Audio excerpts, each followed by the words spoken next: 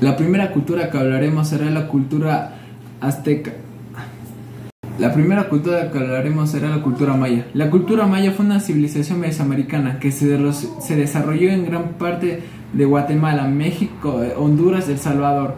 Esta abordaba más de 300.000 kilómetros cuadrados. Su principal actividad eran grandes agrícolas de maíz. Su principal economía se basaba gracias a ello. Sus cosechas implementaban alimentos como frijol, calabaza y yuca. La arquitectura y matemáticas de estas personas se consideraba que eran adelantados a su época. Su arquitectura era una de las más famosas.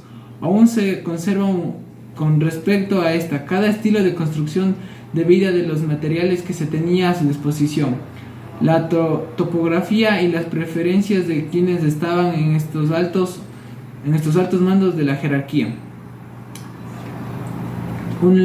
Algunos de los dioses a los que ellos adoraban era el Itzamán, era el dios del cielo; el Yunquimil, dios de la muerte; el Cauil, dios del fuego; el Hunamku, padre de los dioses. La siguiente cultura que hablaremos será la cultura inca. La cultura inca fue una civilización muy avanzada que estuvo liderada por 13 incas encargados de gobernar a un pueblo dividido en las clases sociales. El quechua era su idioma oficial y los dioses principal era el sol.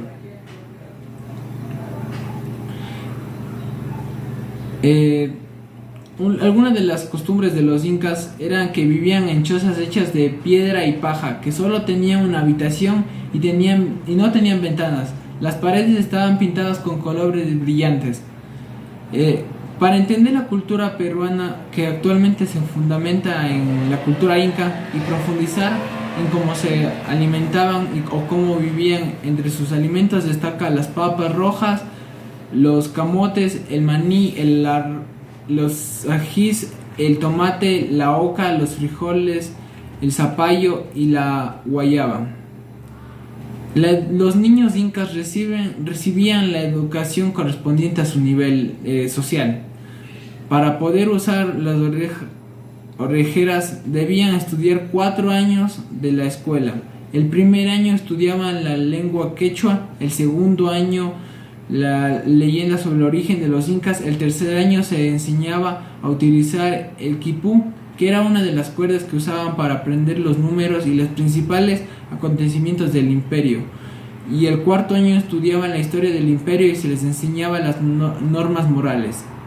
Los incas adoraban a varios dioses, por ejemplo, Viracocha, que era la divinidad principal, el dios de los báculos, porque se le representaba como 2 báculos en las manos. También estaba el dios Sol, o Inti, en quechua. Se le representaba como un redonde de oro rodeado de rayos. También estaba la Mama Quilla, la luna, que es la diosa de la fertilidad y la esposa del dios Sol, y la Pachamama, que era la madre de la tierra. Otras costumbres que tenían los incas eran que, por ejemplo, cuando el niño nacía, acostumbraban a llevarlo a los ríos y bañarlos en ellos. Luego se les ponía unas tablas a los costados para que tuvieran una forma alargada, que era lo que les caracterizaba a los incas. Cuando el niño cumplía 6 años, se le buscaba un padrino, el cual pertenecía al consejo de ancianos, y hacían una ceremonia que consistía en el corte de pelo, uñas, y se le daba el nombre escogido por los padres. Desde ahí el niño ya tenía la edad adecuada para subsistir por sí solo y ganarse la vida. Otra de las culturas que hablaremos será la cultura azteca. Esta civilización procedía del noroeste de América y creó un imperio en el siglo XV en México. Su población se organizaba en pequeñas clases nómadas y eran especialistas en la caza. El imperio azteca abarcó México y gran parte de América Central. La ubicación de los aztecas se originaba en la mítica tierra de Atlatán, ubicada en el norte de Mesoamérica, y hogar de una serie de culturas denominadas chichimecas. Unas características de esta civilización era que a partir de alianzas con otras ciudades crearon un imperio centralizado y teocrático, gobernado por un tlatoani.